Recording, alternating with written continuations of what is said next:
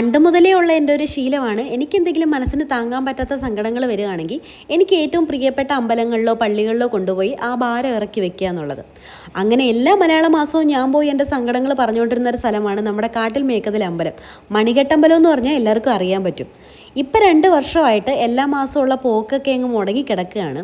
ഈ ആഴ്ച എന്തായാലും എനിക്ക് അമ്പലത്തിൽ പോയേ പറ്റുള്ളൂ എന്ന് ചേച്ചിയോട് പറഞ്ഞപ്പോൾ എന്നാൽ പിന്നെ അനിയനോട് കാറുമായിട്ട് വരാൻ പറയാമെന്ന് പറഞ്ഞു. അങ്ങനെ ഇന്ന് എല്ലാവർക്കും അവധി ആയതുകൊണ്ട് ഞങ്ങൾ അമ്പലത്തിൽ പോകാൻ തീരുമാനിച്ചു. അതിനു വേണ്ടി റെഡിയാവുകയാണ്. ചേച്ചി പെണ്ണിനെ കണ്ടു കഴിഞ്ഞാൽ പിന്നെ ചെറുക്കൻ അങ്ങോട്ട് തന്നെയാണ്. കാറിൽ കയറിയിട്ടോ അവനെ കൊണ്ട് ഒരു ശല്യവും ഇല്ല. അവൻ കരച്ചിലൊന്നും ഇല്ലായിരുന്നു. എല്ലാം ഇങ്ങനെ കൗതുകത്തോടെ നോക്കിക്കൊണ്ടിരിക്കുകയായിരുന്നു. ഞങ്ങൾ ചെന്നപ്പോൾ തന്നെ ജങ്കാറിഞ്ഞ് ഇപ്പുറത്തോട്ട് വന്നിട്ടുണ്ടായിരുന്നു കേട്ടോ.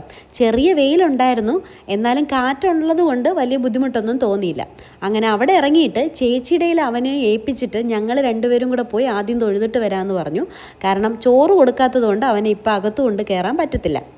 അങ്ങനെ ഞങ്ങൾ പോയി ക്യൂ നിന്നിട്ട് മണി കെട്ടാനുള്ള ട്രേയും റെസിപ്റ്റും ഒക്കെ വാങ്ങിച്ച് അമ്പലത്തിലോട്ട് കയറാനായിട്ട് നിന്നു. ഇതുപോലെ തിരക്കൊഴിഞ്ഞ് ഞാൻ അമ്പലം ഇങ്ങനെ കണ്ടിട്ടില്ല കേട്ടോ. അങ്ങനെ ഞങ്ങൾ തൊഴുതിറങ്ങിയപ്പോഴത്തേക്കും ചേച്ചി തൊഴാനായിട്ട് കയറി. അപ്പം ഞാൻ അവനെ പിടിച്ചുകൊണ്ട് അവിടെ കുത്തിയിരുന്നു.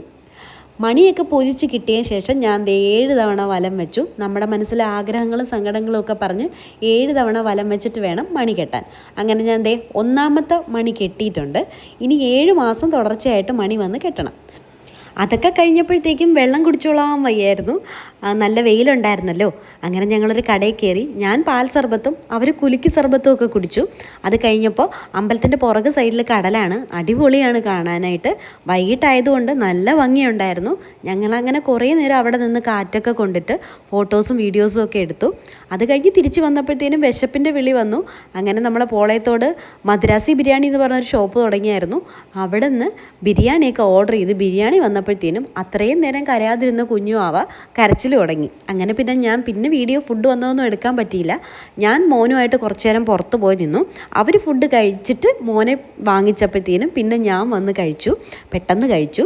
എന്തായാലും ഇന്ന് ഒരുപാട് സന്തോഷമുള്ള ദിവസവും സമാധാനമുള്ള ദിവസമായിരുന്നു. അമ്പലത്തിൽ പോയി നല്ലപോലെ പ്രാർത്ഥിക്കാൻ പറ്റി. അപ്പോൾ അമ്പലത്തിൽ പോകാനായിട്ട് എന്നെ ഹെൽപ്പ് ചെയ്ത ചേച്ചിക്ക് ഫാമിലിക്കും ഈ വീഡിയോ ഡെഡിക്കേറ്റ് ചെയ്യുന്നു.